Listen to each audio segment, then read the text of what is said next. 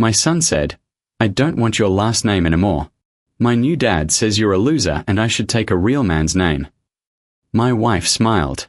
I said, "Fine." A week later, the family lawyer called. Do you realize what you just let him sign away?" I'd been paying $300 a month in child support for 3 years. Every month like clockwork, while my ex and her new husband posted vacation photos from Cancun and bought my son the latest gaming console. Meanwhile, I was eating ramen in my studio apartment, working overtime to cover the payments and my own rent. The disrespect started small. My son began calling me by my first name instead of Dad. Then came the stories about how his stepdad was teaching him to be a real man, how to fix cars, throw a football, stand up for himself. Things I tried to teach him before the divorce, before his mother poisoned him against me. When he showed up to our weekend visit wearing a jersey with his stepdad's last name on it, I knew things had shifted. He barely looked at me during dinner, texting the whole time. When I asked about school, he shrugged. When I suggested we go hiking like we used to, he said his real dad already took him last weekend. That's when he said it. Standing in my doorway, refusing to come inside. "I want to change my name." "Drop yours. Take his." He says, "You're a loser who can't even afford a real house." My ex stood behind him, arms crossed, that familiar smirk on her face. The same expression she wore when the judge awarded her primary custody and set my support payments. She was already planning her next vacation. I could tell her designer purse, the one I'd essentially paid for, hung on her shoulder like a trophy. "He's old enough to make his own choices," she said. "You could fight it, but that'll just make him hate you more. Besides, we both know you can't afford another court battle."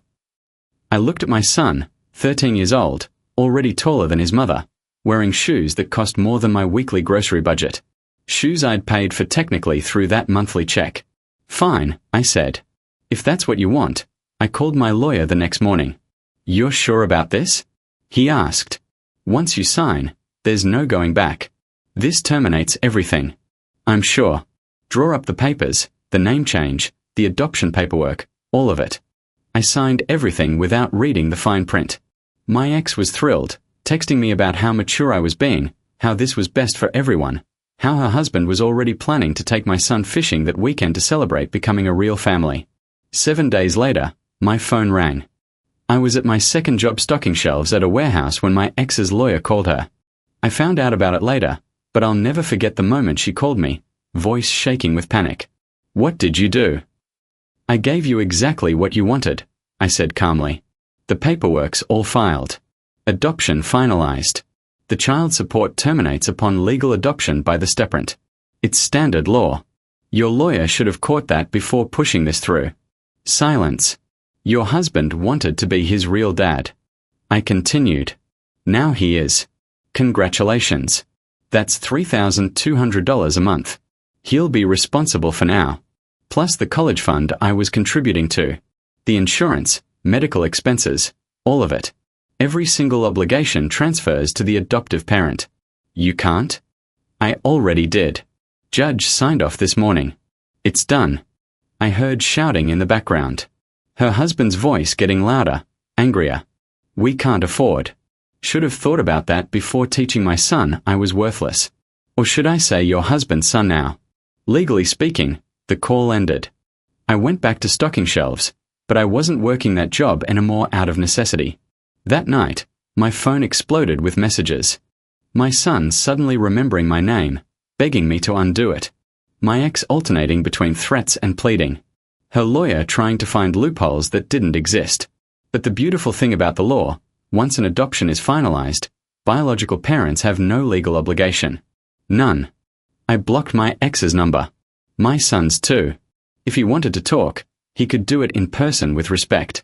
3 months later, I got a letter, not from a lawyer, but from someone I wasn't expecting. The envelope was thick, cream-colored paper, expensive. My son's school logo embossed in the corner. Inside was a handwritten letter from the headmaster. "Dear Mr. Patterson, I'm writing regarding your son's tuition account. As you may know, the annual fee is $42,000, traditionally split between custodial guardians. However, we've encountered an unusual situation. The account previously showed you as the primary financial contact. Following the recent adoption proceedings, We reached out to Mr. and Mrs. Whitmore, formerly your ex-wife, to update our records. When we mentioned the upcoming semester payment, there seemed to be significant confusion. Mrs. Whitmore insists you remain financially responsible despite the legal changes. Mr. Whitmore became quite agitated during our phone conversation, suggesting we work something out regarding the fees. Our legal counsel has reviewed the situation. Given that Mr. Whitmore is now the legal parent, all financial obligations transfer to him. The school requires payment by August 15th or will be forced to withdraw enrollment. I thought you should be aware of the situation. Regards, Headmaster Richardson. I set the letter down and started laughing. Really laughing. The kind that makes your stomach hurt. That private school was my ex's pride and joy. She'd bragged endlessly about getting our son accepted, posting photos of him in his uniform on social media, the networking opportunities, the prestigious alumni network, how it would guarantee his future. I pulled out my calculator. $42,000 for tuition, plus the $3,200 monthly support he'd been counting on. That's $8,400 per year her new husband just inherited. My phone buzzed. Unknown number. I almost didn't answer. Hello. We need to talk. My ex's voice was different now. Smaller. Scared. I don't think we do. Please, just listen. Against my better judgment, I stayed on the line. The school says you're not paying anymore. They're going to kick him out. Not my problem. He's still your son. No, I interrupted. He's not. Legally, I have no son. That's what you wanted. Remember. That's what he wanted. He's a kid. He didn't understand. He's 13. Old enough to call me a loser. Old enough to reject my name. Old enough to live with his choices. I heard her crying. Once upon a time, that sound would have broken me. Would have made me do anything to fix it. Derek can't afford this, she whispered. Her husband's name felt foreign, hearing it from her lips like that. Desperate. Then I guess your son will be attending public school. Plenty of good ones around. You don't understand. Derek's business. It's not doing as well as I thought. The cars, the trips, the house, it's all leveraged. We are barely hanging on. The truth was finally coming out. All those vacation photos, the designer clothes, the expensive restaurants, smoke and mirrors.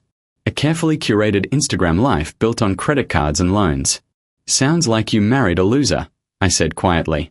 The line went dead. I poured myself a whiskey, the good stuff I'd been saving, and sat on my apartment balcony. It wasn't much, but it was mine. Paid for with my own money. No debt, no pretense. My phone rang again. Different number.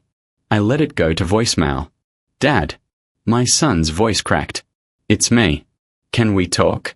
Mom says, I have to call you Dad again. She says, we need to fix this. Please call back. I deleted the message. 2 days later, another letter arrived, this time from my ex's lawyer. Different lawyer than before. Probably couldn't afford the expensive one anymore. The letter demanded I resume child support payments, claiming the adoption was signed under duress, that I'd tricked them, that any reasonable person would have explained the financial implications. I forwarded it to my lawyer with a single sentence. Please handle this however you see fit. He called me that afternoon, barely containing his laughter. They're claiming you deceived them. Apparently, you signed the exact documents they requested, documents they initiated. Their lawyer reviewed everything. This is textbook buyer's remorse. Can they win? Not a chance. The judge will laugh them out of court.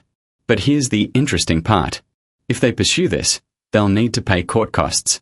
And when they lose, you can countersue for harassment and legal fees. How much are we talking?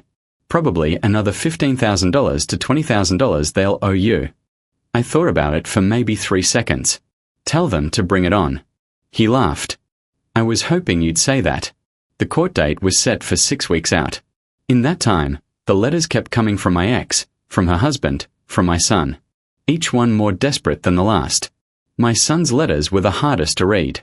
In the first one, he apologized. Said he didn't mean what he said. That his